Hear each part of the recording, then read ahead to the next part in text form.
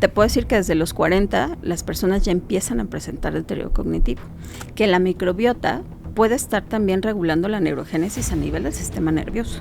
¿Qué tipo de pacientes se pueden ver beneficiados al tener una neurogénesis activa? Todo mundo, todos aquellos que tengan o que empiecen a tener ya problemas a nivel neurológico. Y entonces en la depresión se ha visto que disminuye también la neurogénesis. Hola, ¿qué tal? ¿Cómo están? Bienvenidos a un episodio más de este podcast NSS, Nutritional Support System. Hoy tenemos un tema interesantísimo acerca de si se pueden o no se pueden regenerar las neuronas. Es tan importante este tema que si nosotros realmente pudiéramos regenerar neuronas, podríamos regenerar a todo el cuerpo sin exagerar. O sea, podría ser una de las claves más importantes para poder tener longevidad, pero en serio. Y para esta ocasión tenemos a la doctora Edith Cabrera, que nos va a venir a exponer magistralmente este tema. Ella trabaja en el Instituto Nacional de Psiquiatría y bueno, aceptó participar con nosotros en este, digamos, video para que ustedes tengan la mejor información con toda la calidad. Recuerden que esto no es para nada una consulta médica. Esto simple y sencillamente es información que pueden utilizar de muy buena fuente para realmente contrastarla con otra información que tenemos en las redes, que ahorita actualmente hay una gran cantidad de información que necesitamos corroborar. Entonces también queremos agradecer a nuestro equipo de producción, por supuesto a la choza de los pequeñines, que ya entendí para dónde va, ¿no?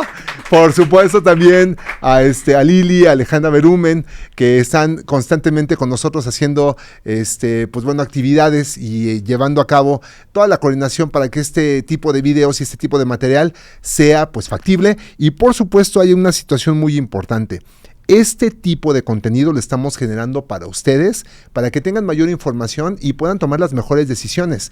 Si este contenido les gusta, pónganle pues corazoncito, pónganle el típico me gusta, síganos en todas nuestras redes como dr.fernando_leal y también compartan la información si es que este es de utilidad. Entonces, bienvenidos a este podcast, así que ¡comenzamos! Y con ustedes, NSS, Nutritional Support System, el podcast by Fernando Leal. Bueno, ahora sí entramos de lleno con el tema. Vamos a presentarles a la doctora Edith Cabrera. Ella es una investigadora totalmente prominente en este país. Ella es bióloga experimental por la Universidad Autónoma Metropolitana, por supuesto que sí. También es maestra y doctora en ciencias bioquímicas por la Universidad Nacional Autónoma de México. También es investigadora en ciencias médicas en el Instituto Nacional de Psiquiatría Ramón de la Fuente Muñiz. También, por supuesto, es profesora de la Facultad de Química de la UNAM y es integrante del Sistema Institucional de Investigadores en Ciencias Médicas de la Secretaría de Salud. Muchas gracias, mi querida doctora Edith, por aceptar la invitación para poder venir con nosotros. Muchas gracias, doctor Fernando. Un placer venir a hablar de este tema. Muchísimas gracias, porque además es muy interesante, porque definitivamente hablar de regeneración de células, pues ya es un tema, ¿no? Por supuesto. Ahorita están de moda las células madre, están de moda muchos otros factores que les hace falta mucha investigación, pero son muy prometedores. Pero hablar de regeneración de neuronas es un tema, ¿eh? O sea, yo creo que ahí donde estás, en el área donde estás investigando, pues es yo creo que debería de ser una de las áreas que más aporte necesitarían económicamente en la investigación. Pero pues qué bueno que estás ahí, ¿no? Gracias, sí, pues sí. Pues tanto como hablar de regeneración de una neurona como tal, hasta la fecha, por desgracia, ¿verdad? No hay evidencia que nos diga que una neurona ya madura se puede regenerar o puede dividirse, ¿no? Y proliferar. En realidad, por eso tenemos otros mecanismos que nos van a ayudar a que si algo pasa en el cerebro, que se requieran nuevas neuronas, puedan llegar a este lugar donde, no sé, por ejemplo, ocurre un daño, ¿no? Por un evento cerebrovascular, una cosa así, y entonces puedan llegar ahí. Este proceso, pues, se llama neurogénesis. Y no solamente es ese proceso de neurogénesis, también hay un montón de otros procesos que van a tener otras células, no necesariamente las neuronas, que nos van a servir para darle toda una plasticidad al cerebro para que pueda llevar a cabo todas sus funciones a lo largo de la vida. Oye, ¿qué te parece entonces si mejor le explicamos a las personas? Porque pueden llegar a pensar, regeneración de neuronas, que no es lo mismo que neurogénesis. Entonces, una vez que hay un daño en el cerebro o se quiere adaptar ese cerebro del crecimiento o por cualquier factor de cualquier índole, ya sea lesión o adaptación y evolución, seguramente el cerebro tiene formas para poder hacerlo. ¿Cuáles son las más importantes? Sí, por supuesto. Justo a este proceso se le llama neurogénesis. Nosotros tenemos la capacidad de generar nuevas neuronas desde que estamos en desarrollo embrionario, desde que estamos ahí en la pancita de nuestras mamás, hasta que somos viejitos y tenemos por ahí a lo mejor un bastón, ¿no? Uh-huh. Entonces, a lo largo de toda nuestra vida tenemos esta generación de nuevas neuronas. ¿Dónde se producen estas nuevas neuronas? Tenemos regiones muy específicas en el cerebro donde se pueden generar estas nuevas neuronas, o tenemos neurogénesis. Ajá. Okay. Entonces, a ver, la generación de nuevas neuronas, que no es la típica generación celular, nada más para que lo entienda la gente. O sea, regularmente una célula, tenemos 2 células y una muere, uh-huh. Y entonces esta que sobra se divide en 2 y restituye a la otra célula. A eso se le llama mitosis.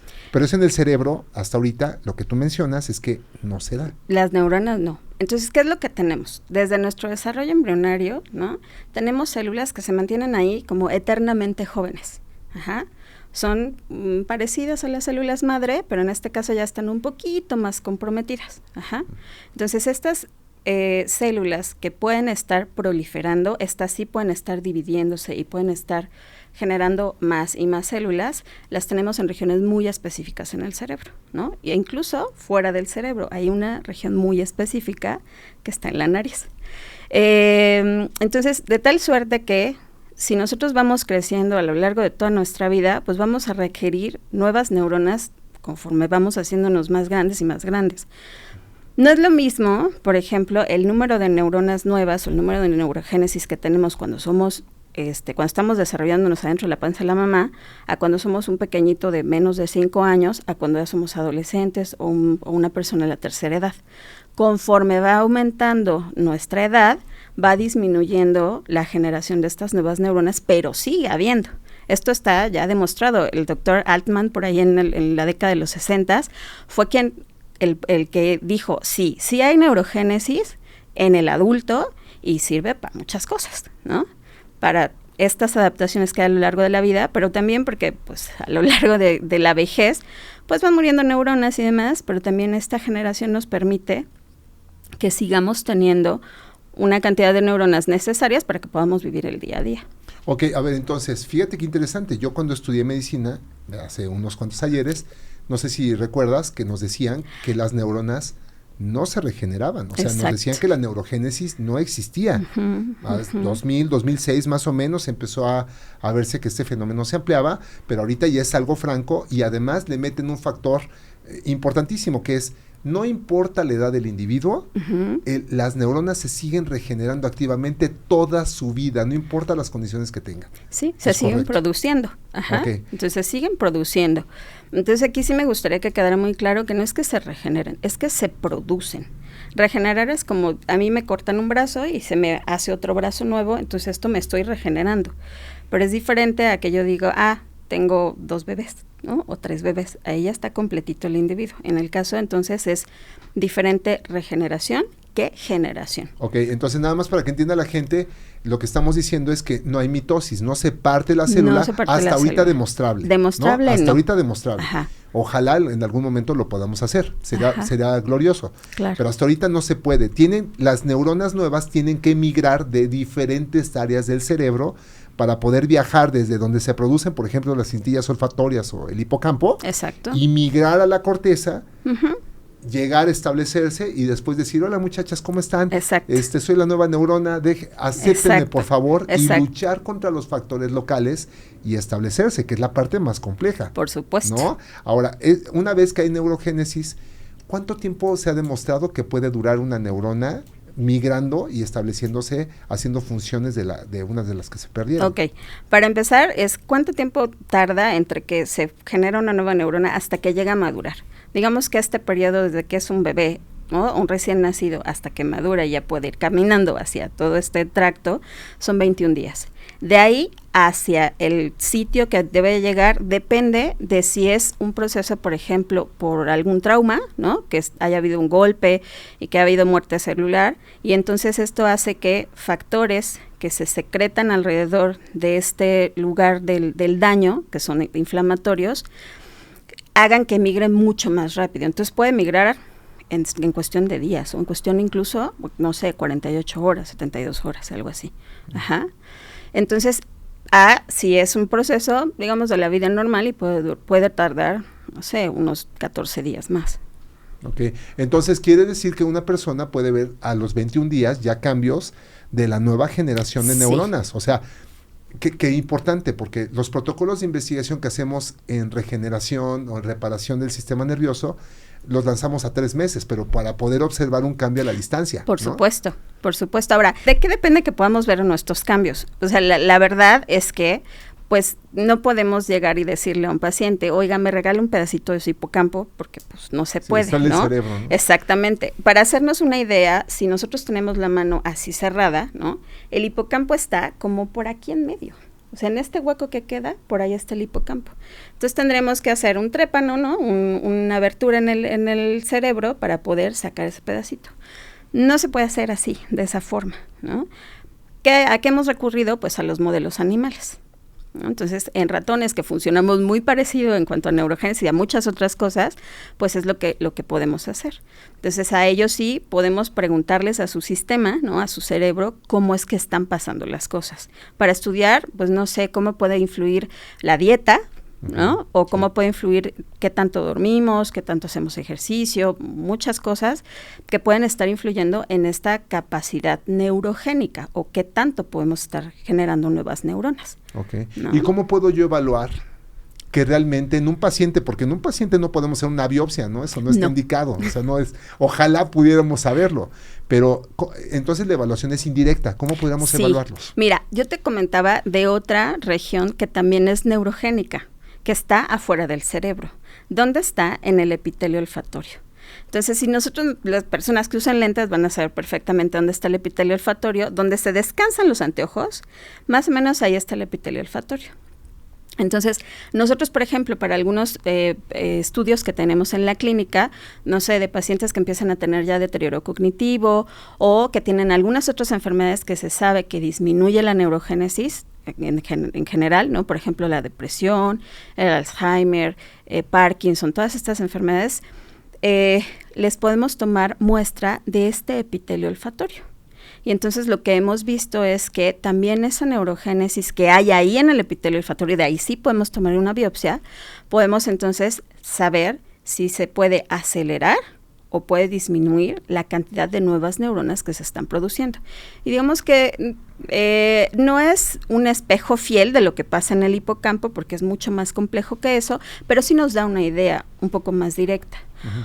Otra forma en la cual se puede estudiar es inyectando algunos análogos de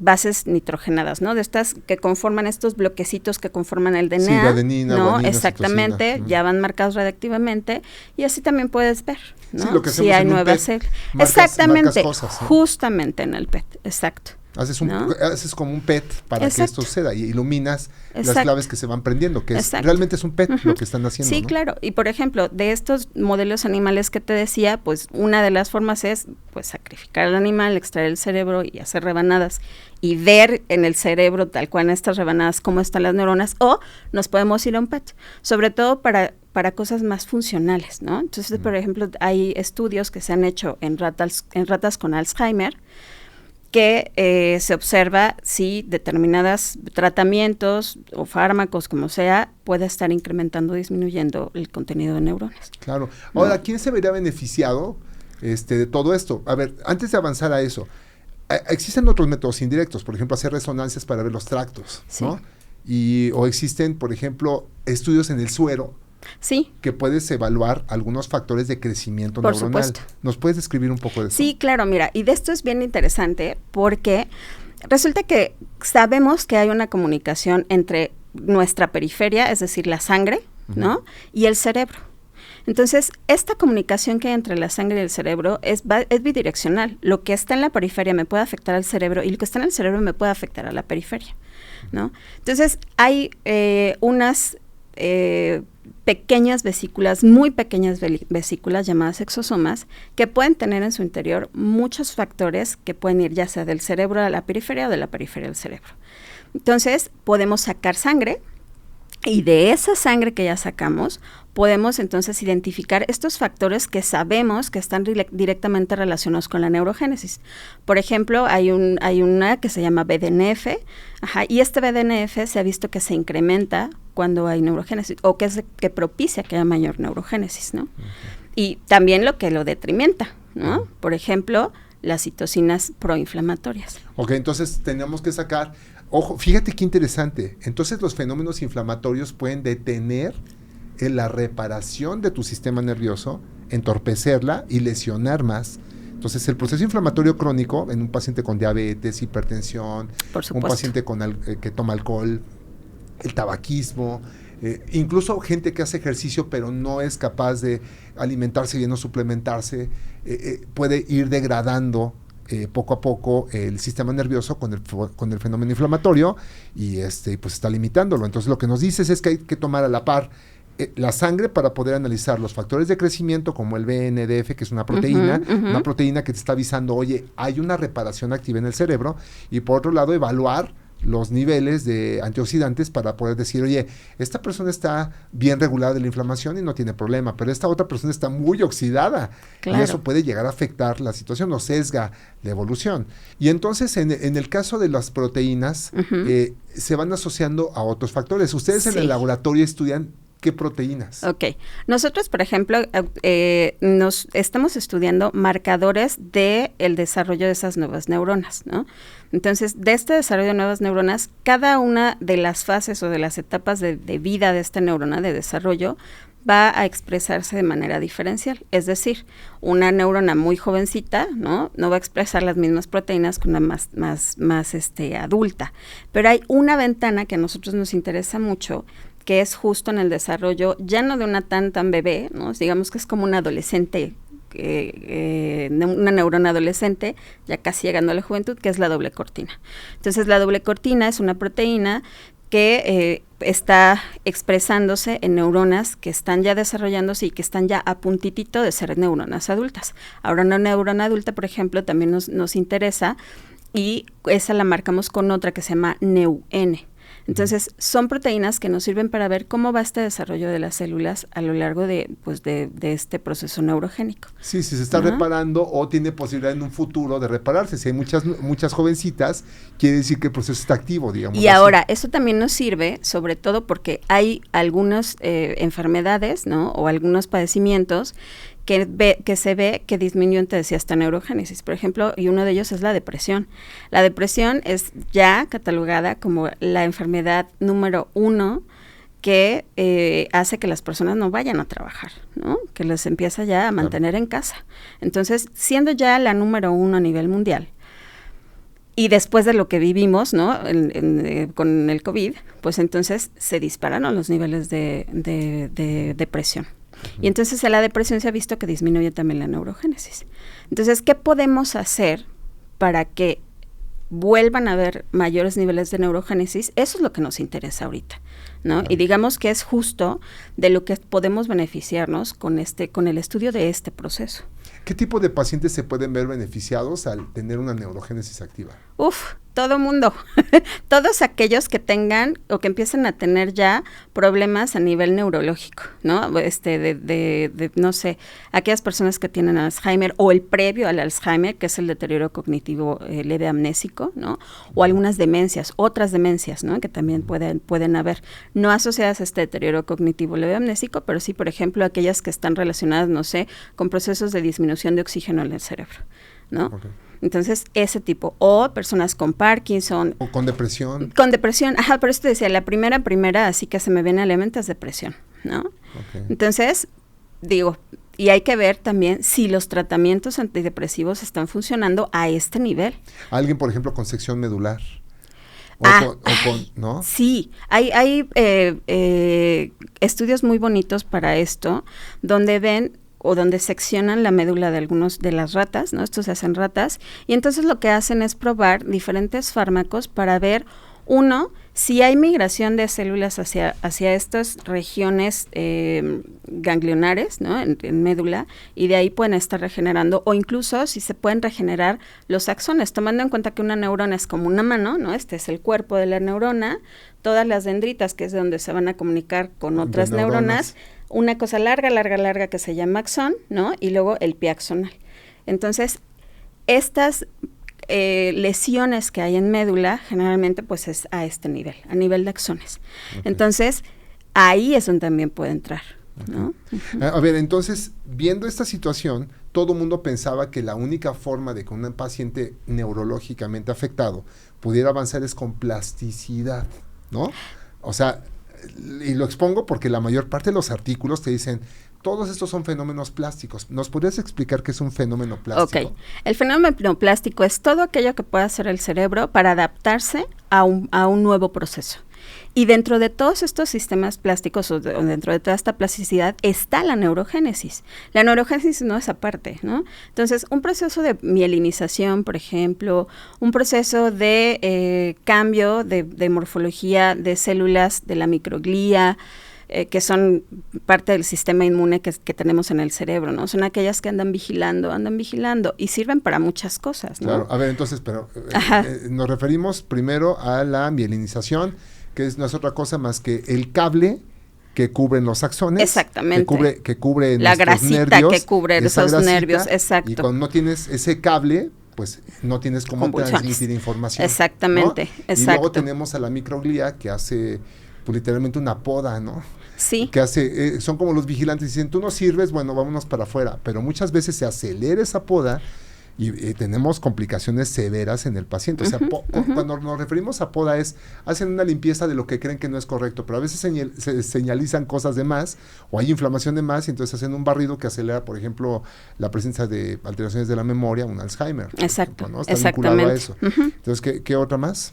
O en el caso de los astrocitos, por ejemplo, ¿no? Los astrocitos que hacen también tienen receptores a estas interleucinas que generan las microglía, pero les sirven también de soporte a las neuronas. La neurona no come sola. La neurona es bastante inútil metabólicamente hablando para obtener energía del medio. Entonces, ¿quién le sirve para darle esa papilla? Pues son las microglía, ¿no? Entonces también dan sostén y dan soporte a las neuronas. Sí, como no se, imaginemos que no se pueden mover y alguien les tiene que llevar el servicio exactamente, hasta la boca, ¿no? Exacto. Ellas están encargadas, ¿no? De mover sus deditos, estos axones y estas dendritas para tener comunicación con los demás, pero no pueden hacer más cosas. Metabólicamente son súper demandantes. Bueno, entonces dentro de todo esto, a ver, para hacer un resumen, tenemos neurogénesis y tenemos fenómenos plásticos, pero tú comentas que los fenómenos plásticos incluyen a la neurogénesis. Por supuesto. Como una parte de reparación. Y también tenemos entonces la mielinización. Claro. Y tenemos la generación adecuada de los neurotransmisores que son clave para la comunicación electroquímica que lleva el cerebro. Por supuesto. ¿No? Entonces todo esto va inmerso en los fenómenos plásticos que tú mencionas. Claro. Bueno, y aparte hay un fenómeno que pasa cuando una persona tiene, por ejemplo, espasticidad, que es la destrucción de los botones sinápticos a nivel de la musculatura, ¿no? Sí. Y entonces una persona que no se puede mover necesita, o sea, la neurona tiene que llegar y tocar en algún punto de la periferia. Por supuesto. Y entonces cuando llega y toca, tiene que mandar las señales electroquímicas para yo poder mover mis deditos en esta forma. Entonces, ¿esa situación también se considera dentro de los fenómenos plásticos o es otro fenómeno? Sí, claro. Esto que tú estás diciendo es arborizaciones de las propias neuronas, ¿no? Entonces tienes arborizaciones porque se están generando nuevos botones sinápticos.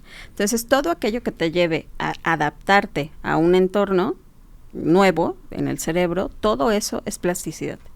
Okay.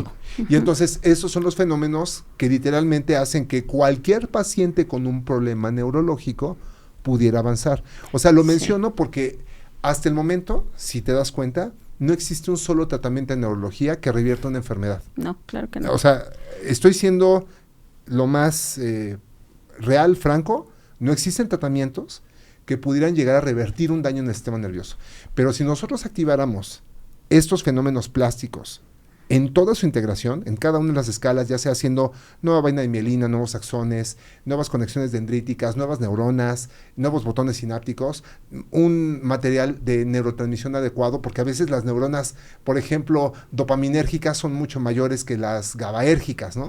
O sea, dopa estimula, GABA relaja. Entonces una persona estaría convulsionando todo el tiempo, ¿no? Entonces, si nosotros regulamos esos fenómenos, literalmente podríamos regular a cualquier paciente desde el punto de vista neurológico, cosa que no hemos hecho hasta el momento, ¿no? Digo, la verdad es que el cerebro es muy complejo, o sea, y ahorita solamente para tratar a alguno de los neurotransmisores, ¿no? Un neurotransmisor, no sé, por ejemplo, serotonina va a regular a muchos niveles. O sea, va a regular el proceso de neurogénesis, ¿no? El proceso de proliferación de estas nuevas neuronas, pero también va a regular el proceso de inflamación, ¿no? Entonces, regula, te digo, a muchos niveles. Entonces, yo creo que por eso es tan complicado tener un solo tratamiento para un... Sí, tendría que ser algo integral. Sí, tiene que ser algo integral. Y ahí me voy a meter a otra parte. Por ejemplo, cuando estamos hablando de neurogénesis, todos los investigadores nos abocamos en el sistema nervioso central. Pero en el intestino tenemos el otro 50% de las neuronas. O sea, esas neuronas, ¿cómo se están regenerando o no se regeneran? Por supuesto. Mira, el proceso de neurogénesis en el intestino ha sido menos estudiado que el proceso de neurogénesis en el cerebro. Ajá.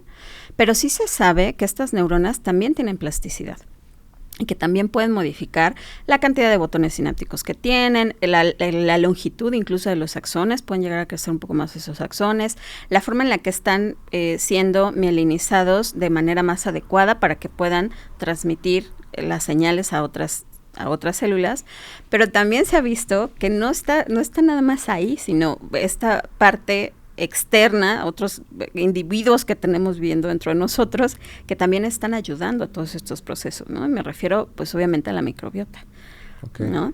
Que es muy importante. Pero además la microbiota es sumamente importante para que esas neuronas trabajen. Por supuesto. Y en el cerebro no requeriremos de la microbiota. Pues mira, hay varios estudios ahorita que ya se están llevando a cabo, donde se ha visto que la microbiota puede estar también regulando la neurogénesis a nivel del sistema nervioso.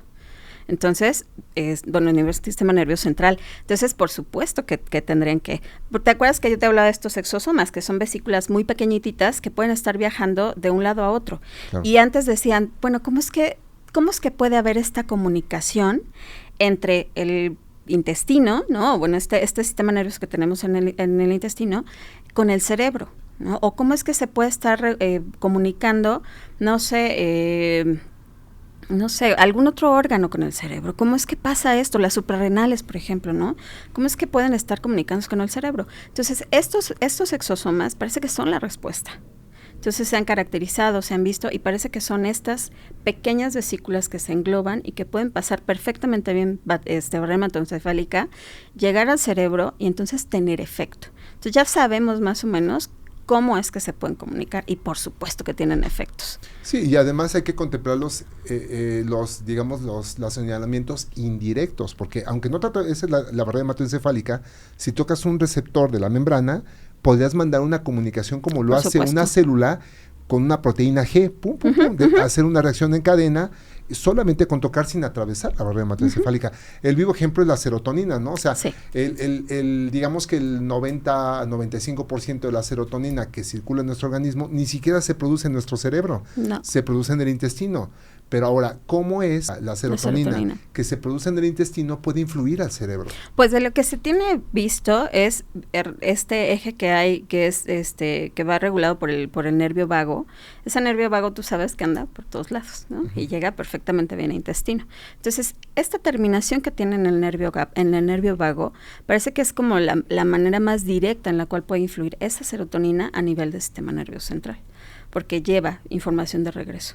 Ahora, se sabe que la serotonina se va a transformar en melatonina para poder dormir. Sí. Entonces, ¿la serotonina del intestino también te favorece dormir?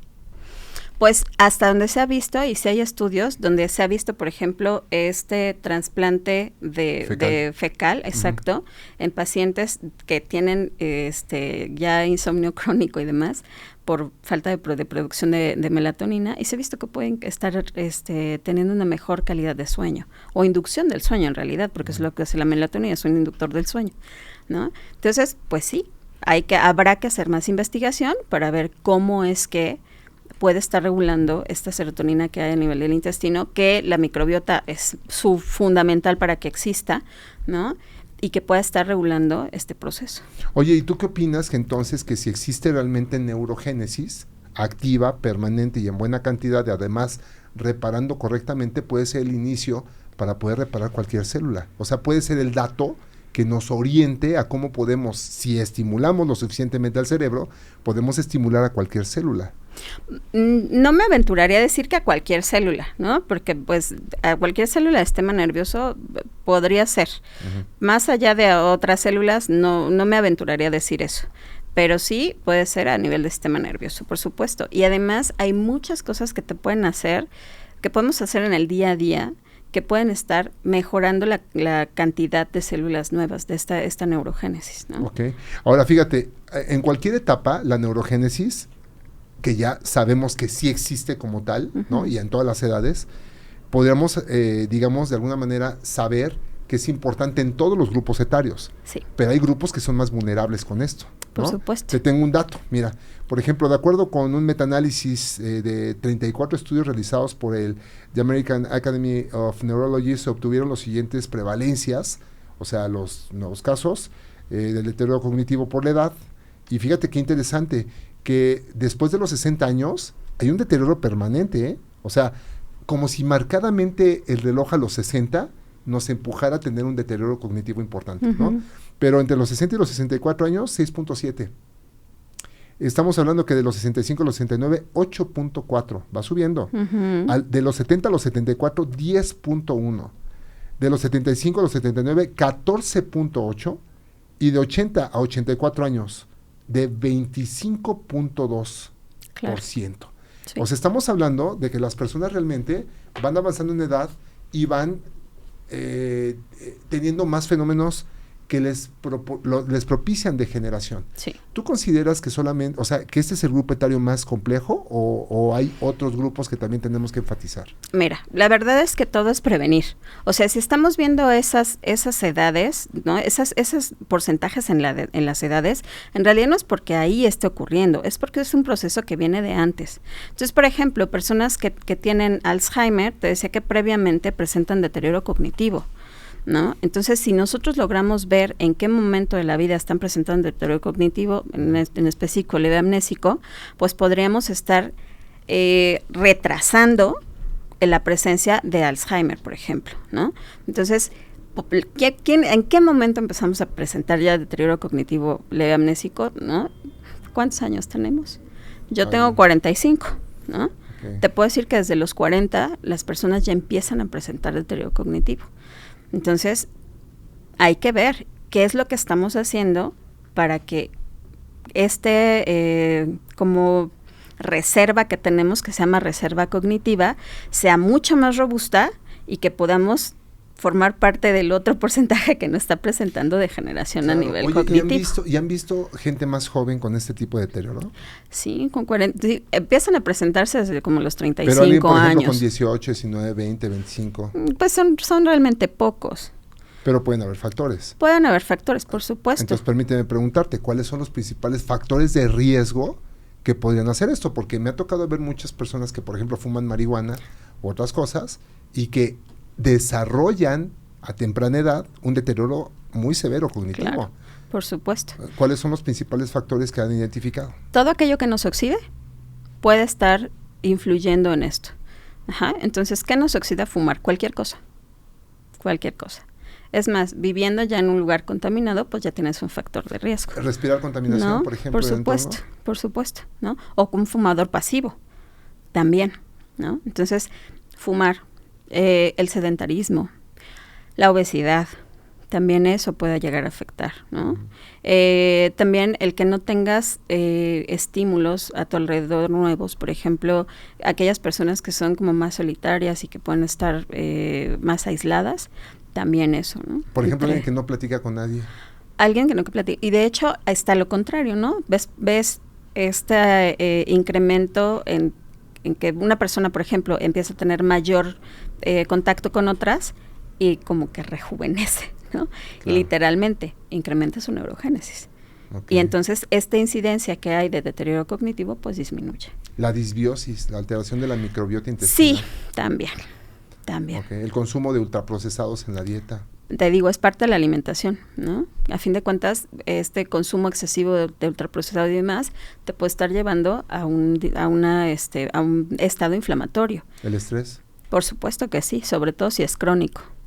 A ver, el estrés es una cosa bien interesante, porque el estrés que es puntual puede servirnos incluso para tener un mejor desempeño mental, ¿no?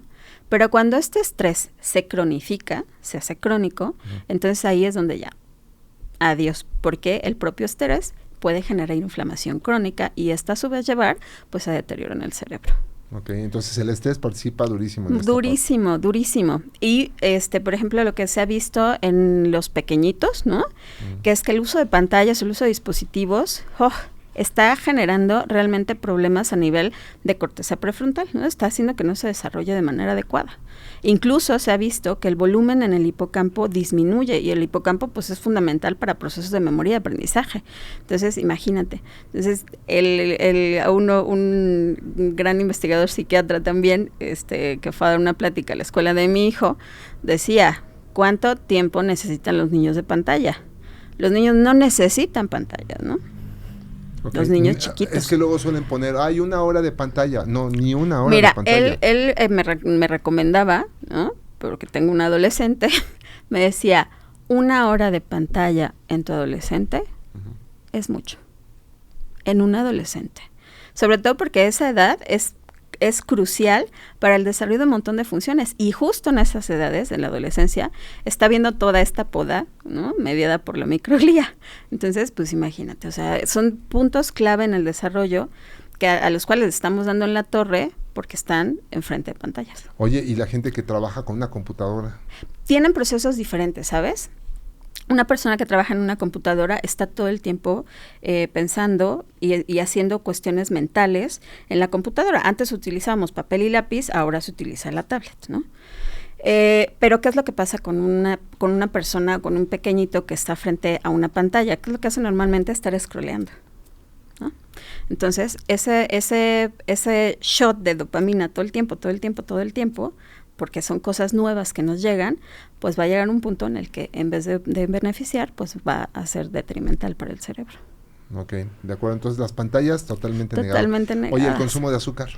Sí, el consumo de azúcar se ha visto que puede estar incrementando la inflamación. Ok, ¿y el azúcar se puede considerar adictiva?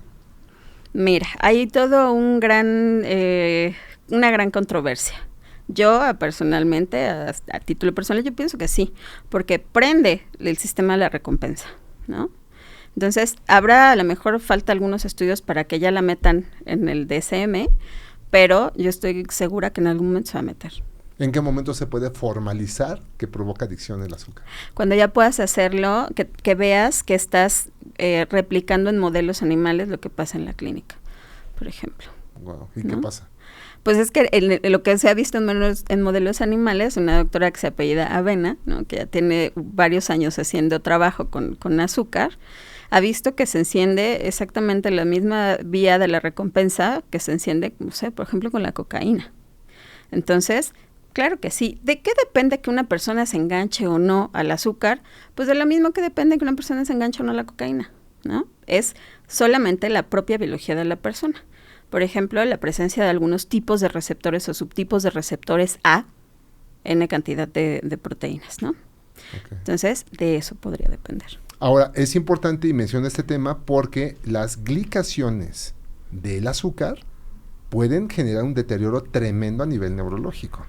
Entonces, no solamente participan de forma negativa, claro, sino terminan destruyendo todo el sistema nervioso. Con esto me refiero a los dulces, a las cosas procesadas, no a la Procesadas, fruta. sí, por supuesto. No, No, o sea, es lo nada más mismo para la no- fructosa que la glucosa, Sí. de que la sacarosa. Sí. Perdón. Y además, el otro tema es que nuestra digestión nos permite hacer uso de lo que necesitamos. Por supuesto. Y cuando estamos consumiendo azúcar, ya no hay opción.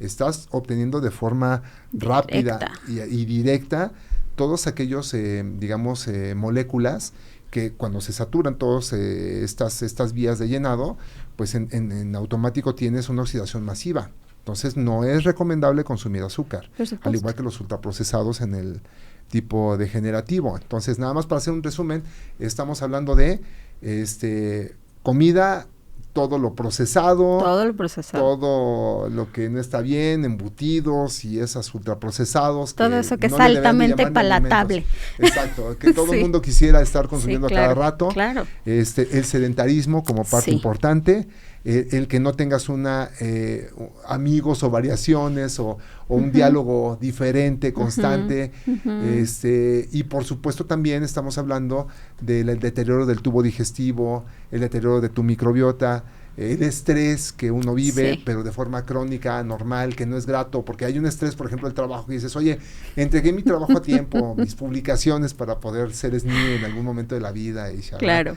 ya no se puede hacer, digamos que eso es muy gratificante, ¿no? Llevas una meta, pero si el estrés es negativo, porque el estrés no es malo propiamente, el estrés es un sistema de reacción, Claro. pero el estrés crónico que provoca aspectos negativos, ahí viene un problema, ¿no? Claro. Entonces, y también viene otros factores como las infecciones. Fíjate lo que pasó en COVID. Qué Sí. raro, ¿no? COVID le pegó al olfato, a las cintillas, a toda la... Qué rarísimo, ¿no? Es que COVID Como es que una iba enfermedad destinado- inflamatoria, no es una enfermedad respiratoria, es una enfermedad inflamatoria. Que le pegaba al intestino en primera supuesto. instancia y al olfato. Y entonces a la regeneración de las neuronas. Claro. No solamente por la vía inflamatoria, sino por donde se generaban las neuronas. Claro. Y ahorita hay estudios también donde se ha visto que aquellas personas que perdían el olfato, hay una incidencia con una mayor presencia de ansiedad.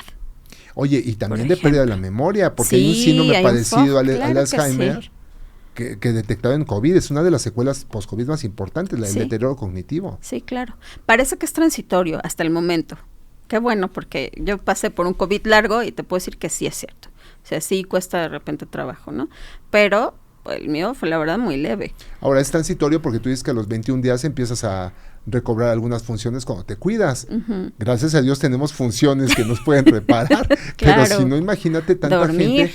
Y viene el otro punto, ¿no? O sea, la gente que no tiene idea de estos aspectos y ese COVID largo dura mucho más de lo esperado y puedes llegar a perder, o sea, puede ser el inicio de la pérdida de la memoria generalizada si tienes algunos factores asociados, ¿no? Por supuesto. Imagínate que tú hayas sido anterior a COVID, ¿no? Sedentario, que consumieras azúcar, que fumaras, que scrollearas todo el tiempo, ¿no? Todo ese combo para que te pasara, ¿no? A los 60, ponle, pero después de esto pues, se te va a acelerar. Claro, entonces tenemos que prevenirlo. Ahora, viene lo contrario. ¿Qué factores sí ayudan a la neurogénesis? Ok, todo eso, hay una cosa que engloba todo que se llama enriquecimiento ambiental, ¿no? ¿Qué es el enriquecimiento ambiental? Es todo aquello que te produzca novedad en el ambiente. Por ejemplo, en el humano es, no sé, aprender un nuevo idioma, aprender a tocar un instrumento, leer un libro nuevo, hacer sudokus o Oye, ¿y la cosas música, de esas. qué tanto te ayuda en la música? Bastante. Y sobre todo estos aparatos, estos instrumentos musicales que implican movimiento corporal, por ejemplo, la batería es lo mejor, ¿no? Exacto, Si nosotros nos vamos por eso, sería eso, ¿no? Digamos que del más fuerte al menos fuerte, ¿no? O sea, del más efectivo al menos efectivo, todos son efectivos los que te voy a decir, pero es uno más, ¿no? Es el qué tanto sociabilices es el más fuerte, ¿no? Después viene el ejercicio. Después viene el rollo cognitivo, es decir, el retar a la mente, ¿no?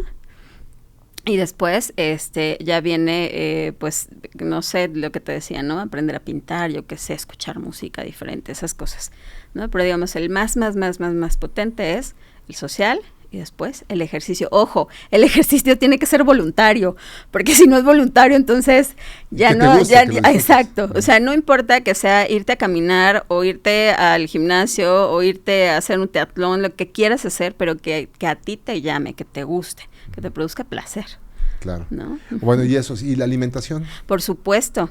Claro, no es parte del enriquecimiento ambiental como tal, pero sí es otro factor, ¿no? Entonces está, por un lado, el enriquecimiento ambiental, por otro lado, la alimentación, ¿no? El consumo de una dieta balanceada, de antioxidantes, sobre todo de estos minerales que normalmente no los tomamos como muy en cuenta en el común de la gente, ¿no?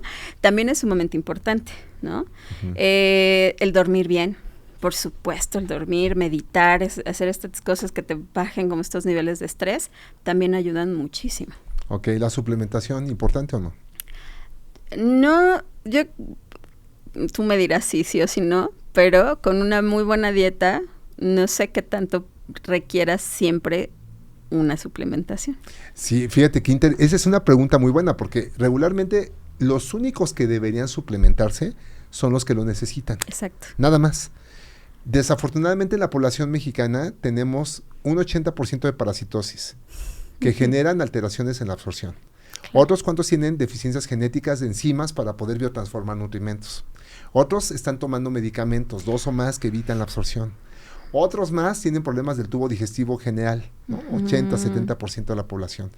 Y hay un gran porcentaje de pacientes que son catabólicos o pasan por una enfermedad catabólica.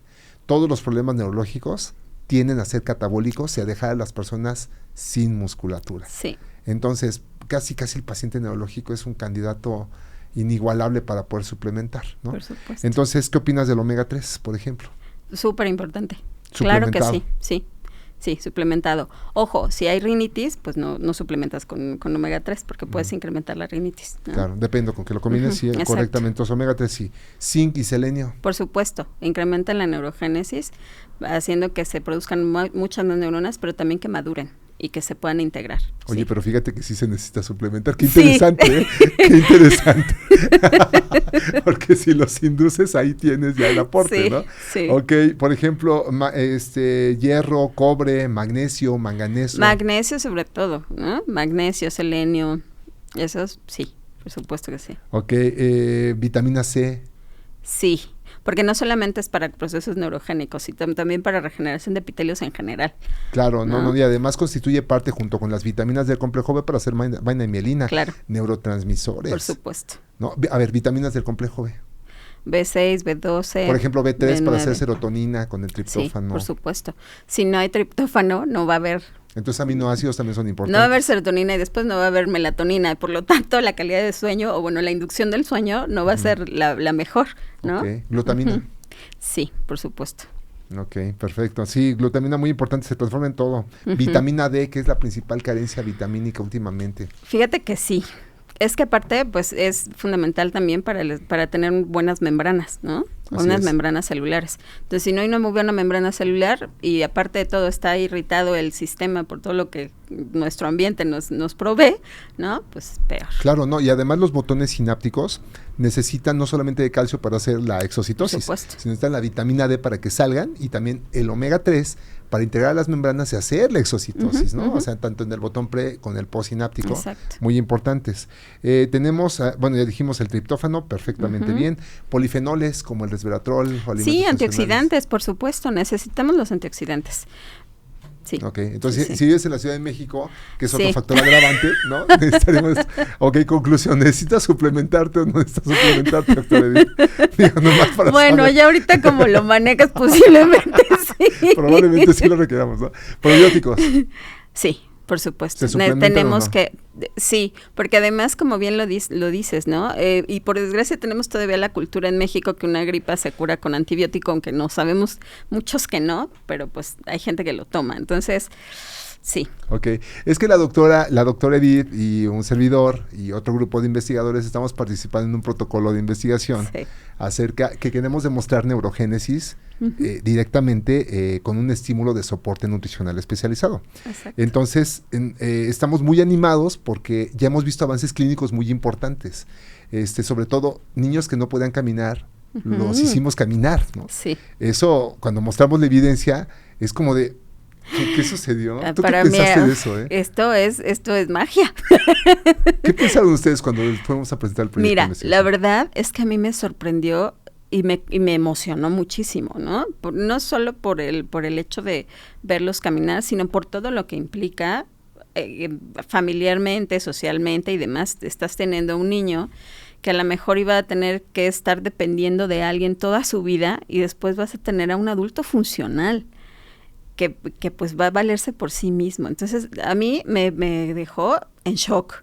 O sea, así fue como ¿Qué magia. pensaste en tu cabeza que había sucedido? Seguramente en tu cabeza era, yo, ¿qué pasó? por Dios, ¿qué pasó aquí? O sea, tiene que haber, yo dije, tuvo que haber regeneración de nervios, tuvo que haber mayor conectividad, tuvo que haber, o sea, pensé como muchas cosas, ¿no? También a nivel de la inflamación, dije, tuvo que haber inflamación para que todo esto pudiera ocurrir. Entonces, justo todo eso es lo que vamos a ver. Sí, justamente sí lo que estamos platicando ahorita. Bueno, pero ya hay una esperanza de poder acelerar la reparación del sistema nervioso lesionado y además volver activo, porque tratamos a niños con parálisis cerebral que se supone que ya hay un daño permanente y es irreversible, ya es incurable. Entonces, pues esas cosas son... Bendita plasticidad. Hablando de fenómeno plástico, desde la neurogénesis, la reparación de axones y todo lo demás, ¿no? Qué interesante. Sí. Bueno, ahora, dentro de todo esto, ustedes han visto algunos factores asociados a esto como estímulos. ¿Hay alguna otra forma de estimularlo? Porque hasta el momento, desafortunadamente, solamente tenemos farmacoterapia, ¿no? O sea, damos fármacos para eso, pero ¿tú qué has visto que funciona en investigación? Sí, tenemos otra método, sobre todo, esto te digo que está más abocado, o lo que hemos visto es para Alzheimer, para deterioro cognitivo y para depresión. Entonces hay algo que se llama estimulación magnética transcraneal repetitiva, que para no hacer el cuento muy largo es un gran magneto que se pone en esta región de aquí, ¿no? Que es la corteza prefrontal izquierda, y se dan pulsos electromagnéticos. No da toques, te digo porque ya me lo han puesto a mí, ¿no? Para ver cómo funciona, ¿no? Ajá. Entonces, esta estimulación magnética transcraneal, sí hay evidencia de que hay mayor neurogénesis, y no solamente eso, puede también afectar, puede afectar de buena forma a la generación de oligodendrocitos, ¿no? Entonces, que son fundamentales justo para tener esta mielina en el sistema nervioso central. Ya a nivel periférico, pues son células de Schwann. Hay algunos estudios donde se ha visto que se da esta misma estimulación magnética a nivel de columna y también puede incrementar la mielinización en columna mediante células de Schwann, ¿no? Entonces, sí, aparte de la farmacoterapia, pues tenemos esta otra terapia que es alternativa, al menos para depresión ya está aprobada por la FDA. Para las otras dos enfermedades, pues estamos en vía de investigación, ¿no? Pero pues no es tan accesible a todo público, ¿no? Pero pues ya es algo que se puede tener pues como alternativa, sobre todo estos pacientes con depresión que son resistentes a los tratamientos con fármacos, pues parece que les está yendo mucho mejor con la estimulación. Pero fíjate, hasta ahorita tenemos dos grandes ramas. Uno son la farmacoterapia, que la farmacoterapia literalmente no está quitando la causa que está generando el problema. Lo que está haciendo es sustituir a los neurotransmisores, dejar que circulen mucho más tiempo. Todo es sobre el abordaje de la neurotransmisión o de la neuroquímica cerebral. Eso es lo que hacen realmente los medicamentos, y hay otras ramas que también pueden inducir, sobre todo hablando en el comportamiento, pero hablando de otras enfermedades en el sistema nervioso, Parkinson, pues tampoco tenemos ningún tratamiento, Alzheimer o algo más, pues no, esclerosis múltiple o cualquier otra enfermedad, incluso autoinmunes, ¿no? Desde un lupus hasta otras cosas, no tenemos nada para poder abarcar.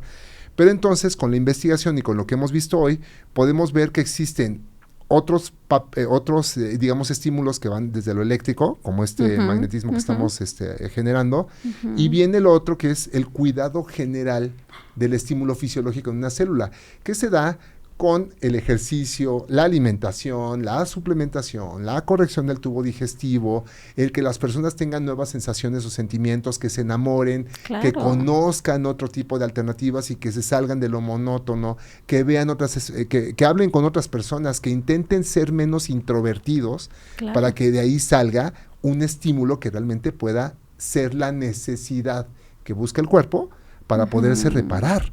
O sea, necesitamos estimularlo de alguna otra forma, porque ese es realmente lo que estamos buscando.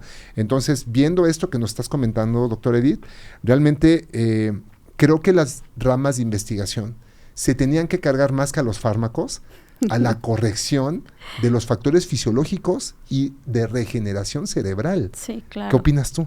Mira, la cuestión es que ahorita tenemos ya los fármacos que, como bien lo dices, son cosas que ya están, que ya se tenían y que por ética no puedes quitarlos para ver qué es lo que pasa con los pacientes, ¿no? Pero lo cierto es que la investigación y las nuevas formas de tratamiento para pacientes psiquiátricos, ¿no? Hablemos de depresión, de ansiedad, de Alzheimer, de Parkinson y demás, ¿no? Porque ellos también presentan ciertas demencias, ya van encaminadas a un tratamiento mucho más integral, ¿no? Entonces, algunas instituciones no solamente se abocan a darle el fármaco al paciente, también ya tienen algunas secciones donde les hacen terapia ocupacional, que a fin de cuentas es este enriquecimiento ambiental, también terapia de baile, ¿no? Por ejemplo, o de convivencia entre los internos, y la verdad es que van mejorando. Entonces, sí, es verdad, están los fármacos, pero ya se está encaminando a un tratamiento mucho más integral. Sí, ¿no? pero por ejemplo, una persona que sufrió un derrame cerebral, una hemorragia cerebral, tratas el duelo, pero la persona a lo mejor perdió la conciencia. Sí. Como a Gustavo Cerati, ¿no? O sea, Ajá. que querías, o sea, los sueños guajiros de quererlo sacar desde el coma. Bueno. Hubiera estado genial, pero imagínate que demuestres que puedes hacer eso en una persona. Uh-huh. Puede ser muy interesante, pero yo creo que la vía no solamente es tratar los síntomas, No. sino tratar el origen del problema, que ahí es donde estamos un poquito faltos de investigación, ¿no? Y, pues más o menos, porque por ejemplo, lo que se ha visto, uno de los factores desencadenantes que es de mayor incidencia, es justo el estrés. Entonces ahorita con estas técnicas que están siguiendo el mindfulness o cosas por el estilo, que se le está dando mucho más peso, ¿no? A la meditación, a las respiraciones, a todo esto, pues quieras o no, estás tratando de cierta forma la causa, porque el desencadenante, te digo, muchas veces es el estrés. Entonces por ese lado, creo que va por ahí. Por supuesto que hace falta investigación, claro que sí, ¿no? Y sobre todo esta forma de trasladar la parte básica de hacer modelos animales y que pueda ser traslacional hacia la clínica, ¿no? Claro. No, pues ahorita lo que estamos haciendo pues es muy bonito porque Sí. digamos que no es invasivo y es corrigiendo estos aspectos que decimos y ya hicimos caminar a niños. Sí. Y ya hicimos que hablaran más y que pensaran más. O sea, es muy prometedor. Claro. O sea, creo que si esto resulta, pues me va a dar una emoción tremenda, bueno. porque puede ser la línea de investigación de nuestras vidas, ¿no? Claro, porque además no se quedaría a ese nivel, ¿no? No se quedaría solamente con estos pequeñitos que tienen esta espasticidad y demás, sino que la puedes llevar hacia otro tipo de padecimientos que también son neurodegenerativos. Claro, y yo creo que hay que demostrar dos cosas importantes. La primera es que sí hay neurogénesis, Ajá. y la segunda es que esa neurogénesis es permanente, o sea que a lo largo del tiempo no la pierden. Porque Claro. a lo mejor las neuronas migran y ya demostramos que hay más neuronas, pero se ha visto también que esas neuronas que llegan no siempre se establecen. No siempre se establecen, sí. ¿No? O sea, exacto. rápidamente mueren, no son Exacto. activas. Exacto. Y eso es todo un tema, porque si no demuestras que al migrar una neurona puede Se ser integró. capaz de ser funcional Claro. y permanente, pues ¿qué tiene que hagas neurogénesis todo el tiempo? Claro. O sea, por lo que realmente supuesto. importa es que no se revierta. Lo que vamos a hacer ahorita, lo comento un poquitito, es cruzar el estudio.